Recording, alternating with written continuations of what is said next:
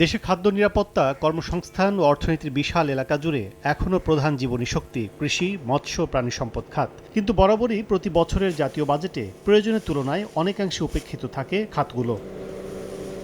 পরিসংখ্যান বলছে 2011-12 অর্থ বছরে কৃষিতে জাতীয় বাজেটের মোট বরাদ্দ ছিল 10.65%। এক দশক পেরিয়ে তা বাড়েনি, উল্টো কমে চলতি অর্থ বছর বরাদ্দ ছিল 38,259 কোটি টাকা, যা মোট বাজেটের 4.84%। নানামুখী চাপ, প্রাকৃতিক দুর্যোগ ও জলবায়ু পরিবর্তনের প্রভাবে নানাভাবে সহায়তা প্রয়োজন কৃষি ও প্রাণী সম্পদ খাতে। কিন্তু প্রস্তাবিত বাজেট ঘোষণায় নামকা ওয়াস্তে 0.17% বাড়িয়ে 2025-26 অর্থ বছরে কৃষি, খাদ্য নিরাপত্তা, মৎস্য, প্রাণী সম্পদ খাতে বরাদ্দ দেওয়া হয়েছে 39,620 কোটি টাকা, যা মোট বাজেটের 5.01%। প্রিয় দেশবাসী, 2025-26 অর্থ বছরে কৃষি, খাদ্য এবং মৎস্য ও প্রাণী সম্পদ মন্ত্রণালয়ের জন্য মোট 39,620 কোটি টাকা বরাদ্দের প্রস্তাব করছি। অন্তর্বর্তী সরকারের দায়বদ্ধ ও চুলচেরা অর্থ বরাদ্দে সার্বিক কৃষি খাতকে আরও গুরুত্ব দেওয়ার কথা বলছেন অর্থনীতিবিদরা। বলছেন, খাদ্য নিরাপত্তায় প্রয়োজন মোট বাজেটের কমপক্ষে